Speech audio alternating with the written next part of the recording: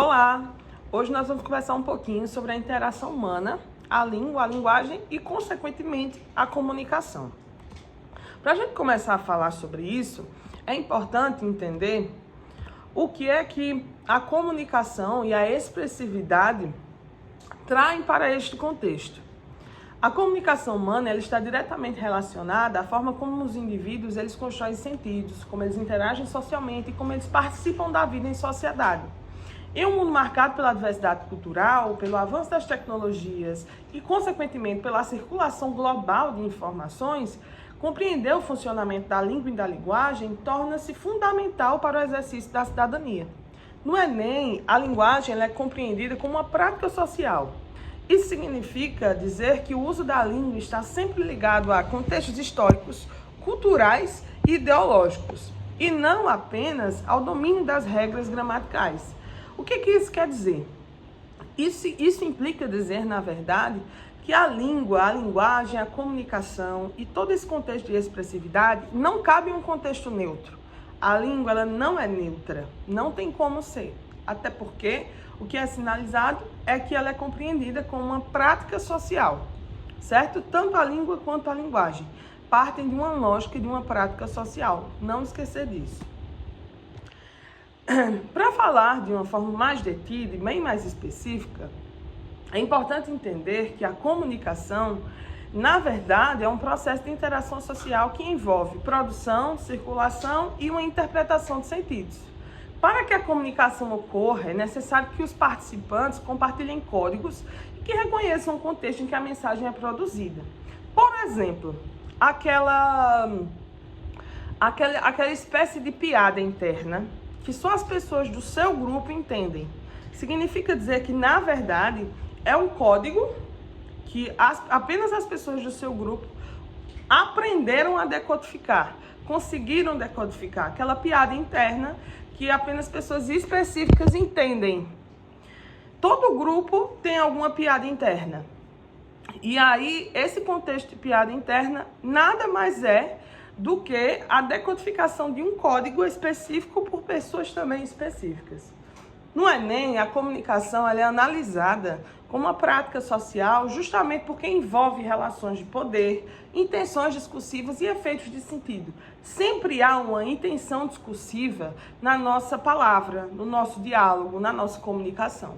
Segundo Hernani Terra, no livro Descobrindo a Gramática, comunicar não é apenas transmitir informações, mas também influenciar, argumentar, posicionar-se e interpretar. Falando de uma forma mais específica sobre a língua ela é entendida como um sistema socialmente construído, utilizado por uma comunidade para possibilitar a comunicação. Ela é composta por regras e convenções que organizam os sons, as palavras e as estruturas responsáveis pela produção de sentido. Do ponto de vista do Enem, a língua ela não é neutra e muito menos estática. Ela varia, ela muda ao longo do tempo e se adapta aos contextos de uso. Por isso, é importante vocês entenderem que o Enem ele valoriza a compreensão da língua em funcionamento, considerando as variações linguísticas e os usos sociais. Por isso que é muito comum questões voltadas para a lógica da variação linguística. Justamente porque o Enem esta prova parte justamente do contexto da língua em funcionamento. A gente precisa entender que a língua, por sua vez, ela é dividida em 4 subsistemas. No funcionamento real da língua, esses subsistemas eles não atuam de forma isolada. Eles se articulam simultaneamente na construção de um sentido textual, que é um aspecto central nas questões do Enem. Os 4 subsistemas são gramática, o léxico, a semântica e o discurso. Não esqueça disso. Gramática, léxico, semântica, discurso. A gramática ela é pautada em 3 tópicos muito importantes, que é morfologia, sintaxe e fonologia. Morfologia nada mais é do que o estudo da palavra. Então, é quando nós passamos a estudar sobre as classes de palavras.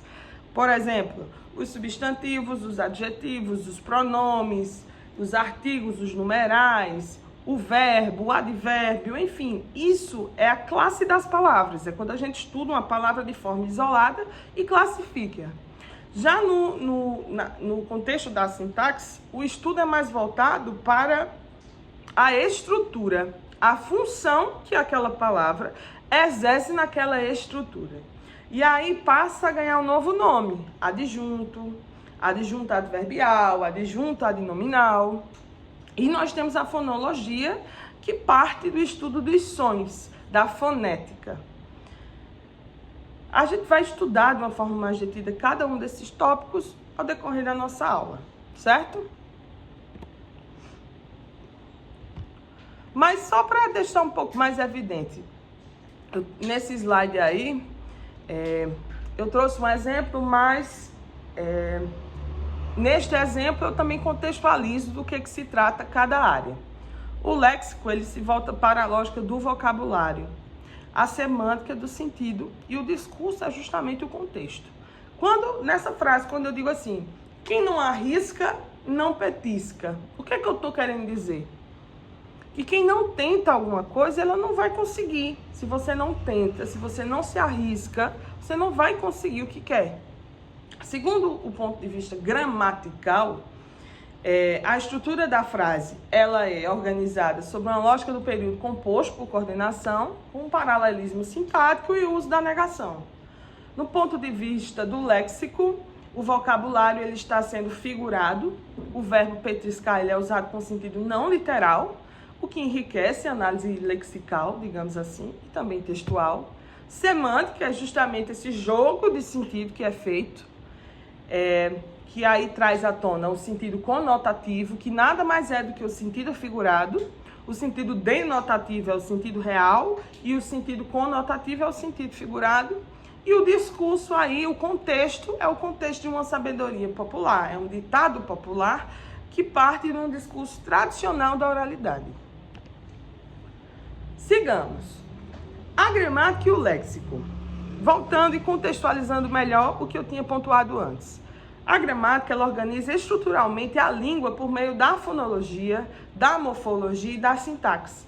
No Enem, o estudo gramatical ele aparece sempre associado ao sentido do texto. Então, não vai ter uma lógica gramatical, uma regra gramatical dissociada do sentido que ele causa no texto.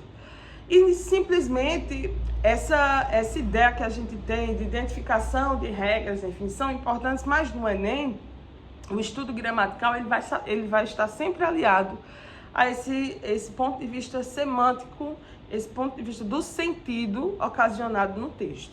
O léxico, na verdade, agora, de uma forma mais aprofundada, ele corresponde ao conjunto de palavras da língua e está diretamente relacionado à intenção comunicativa. A escolha lexical, a escolha da palavra é um recurso expressivo que contribui para a construção de sentidos, sendo frequentemente explorada pelos textos do Enem. Então, nenhuma palavra que nós escolhemos, ela consegue partir de um lugar de neutralidade, não tem como. Então, o léxico, ele está associado a essa intenção comunicativa que nós temos ao proferir, ao falar uma palavra. Agora a gente chega no ponto de semântica e discurso. A semântica, ela analisa os sentidos produzidos pelas palavras e pelos enunciados. O Enem ele explora a semântica ao exigir a interpretação de ambiguidades, de ironias, de polissemias e efeitos de sentido construídos no texto, que é um assunto que nós vamos estudar posteriormente. Tenha calma. E o discurso, ele relaciona o texto ao seu contexto de produção. No Enem, compreender o discurso significa justamente identificar quem fala, para quem se fala e com qual objetivo, em qual situação social aquela fala está sendo dita.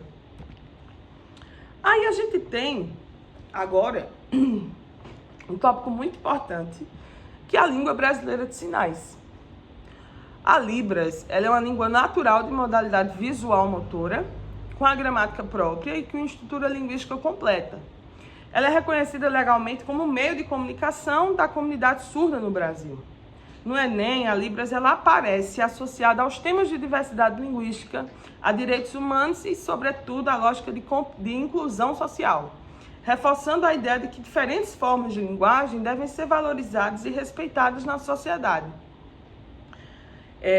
Existe uma dúvida muito grande se a Libras e a língua portuguesa são a mesma língua, mas na verdade não se trata. A Libras, que é a língua brasileira de sinais, e a língua portuguesa são línguas diferentes, com estruturas, modalidades e origens distintas. A língua portuguesa ela é uma língua oral auditiva, baseada em sons e na escrita alfabética. Já a Libras ela é uma língua visual motora, organizada por sinais, movimentos e expressões faciais e corporais. A Libras ela não é uma tradução gestual do português, nem uma forma simplificada da língua portuguesa. Ela possui uma gramática própria, uma ordem das frases diferentes do português. Ela também apresenta um vocabulário específico e regras próprias de construção do sentido. Então, a Libras ela não é uma língua portuguesa simplificada, não. Ela é uma língua brasileira, ela é a língua brasileira de sinais. Não se trata de língua portuguesa aqui. Agora a gente chega num tópico que é muito importante, que é a compreensão sobre língua, variação e signo linguístico. Vocês devem estar se perguntando por que eu estou fazendo esse apanhado, essa relação entre língua, linguagem e comunicação. Porque o nome da área que nós vamos estudar se chama linguagens e códigos.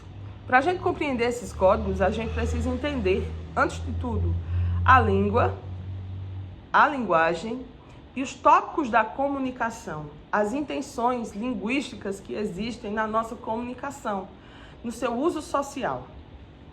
Para entender, de fato, a discussão entre língua portuguesa e português brasileiro, acho que é importante compreender o conceito de signo linguístico. Por que eu estou falando isso? Porque muita gente fala que o português falado no Brasil não é português, é um português brasileiro. Existe muita essa discussão. O que se fala no Brasil não é português, é brasileiro, é um novo idioma. Isso existe em decorrência do conceito de signo linguístico. O que é signo linguístico? O signo linguístico ele é uma unidade básica da língua e é formado por duas partes.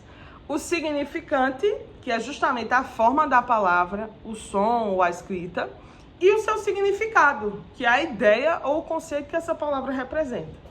A relação entre significante e significado não é natural, mas ela é construída socialmente. Isso significa dizer que os sentidos das palavras podem mudar de acordo com o tempo, com o lugar e o grupo social que as utiliza. No Brasil, a língua portuguesa ela passou por mudanças ao longo da história, influenciadas por línguas indígenas, africanas e por diferentes contextos sociais. Com isso, muitos signos linguísticos ganharam novos usos e novos sentidos, diferentes daqueles que o português europeu apresenta, né? Um exemplo disso. Rapariga. Rapariga. Rapariga, vamos lá. Em Portugal significa moça, jovem mulher. Enquanto no Brasil é um termo ofensivo. O significante, ou seja, a forma da palavra é a mesma, mas o significado ele mudou de acordo com o contexto social que nós estamos. Para isso, a gente precisa entender que a linguagem nada mais é do que a capacidade humana de produzir sentidos por diferentes meios, como palavras, imagens, sons e gestos. A língua ela é uma manifestação dessa capacidade que é caracterizada por um sistema organizado e socialmente compartilhado. O Enem ele explora essa relação ao trabalhar textos multimodais que combinam linguagem verbal, visual e simbólica. O que eu quero que vocês guardem no coração? Compreender a comunicação, a língua, seus subsistemas e a relação entre língua e linguagem permite desenvolver uma leitura crítica dos textos e das práticas sociais. No Enem, esse conhecimento ele é mobilizado para analisar discursos, identificar efeitos de sentido e reconhecer a linguagem como um instrumento de participação social e também de cidadania. Agora nós chegamos no tópico que é muito importante. Nós vamos resolver algumas questões do Enem para tentar aplicar este conhecimento que nós adquirimos nessa aula, que nós trabalhamos nessa aula. Nós temos essa questão aí, que é do Enem 2014, cujo padrão de questão segue sendo semelhante. Vou dar uma lida para vocês e logo em sequência a gente responde, certo? Diz assim: olha, eu não sou contra o progresso, mas apelo para o seu coração. Deixe a minha favela de pé para que eu tenha onde morar. Pois se a gente não tiver onde morar, a gente não tem onde trabalhar. A gente não tem onde morar, a gente não tem onde trabalhar. A letra da canção de Adoniran Barbosa utiliza uma variedade linguística comum em determinados grupos sociais. Essa escolha de registro busca a demonstrar a falta de escolaridade do compositor, b. ridicularizar a forma de falar das pessoas mais pobres, c. caracterizar o falante e conferir autenticidade ao contexto social retratado, d. provar que a norma culta é desnecessária na música popular, ou criticar o progresso das grandes cidades de forma técnica. Preste atenção, sempre que você tiver dúvida do qual é a alternativa correta daquela questão, você não vai voltar para o texto, meu amor da minha vida, você vai voltar para o comando. É o comando. Na verdade, toda essa dúvida entre uma alternativa e outra, ela acontece quando a gente volta para o texto, porque o texto ele foi feito para te confundir. Você deve focar no comando. E o que é que o comando está dizendo? A letra da canção de Adoniran Barbosa utiliza uma variedade linguística comum em determinados grupos sociais. Falou de variedade linguística, a gente não está falando de ridicularizar ninguém. A gente está falando de um contexto social de inclusão. Então, o comando também diz: essa escolha de registro busca a demonstrar a falta de escolaridade do compositor? Jamais, em nenhum momento se tratou disso. B. Ridicularizar? Não. O Enem entende a linguagem como uma prática social. Então, ridicularizar o modo de falar de alguém não faz parte da prova, não faz parte de uma alternativa correta, adequada para a prova. C. Caracterizar o falante e conferir autenticidade ao contexto social retratado. Quando a gente diz assim, utiliza uma variedade linguística comum em determinados grupos sociais. Então, eu estou tentando caracterizar o falante e justamente conferir autenticidade ao contexto social que ele está sendo retratado. Logo, C, a alternativa correta. D, provar que a norma culta é desnecessária? Não, jamais tentou se falar sobre isso. Ninguém falou de norma culta no texto.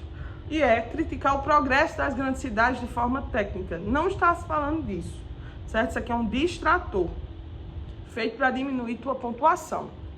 Olha pro comando. O comando está falando de variação linguística comum em determinados grupos sociais.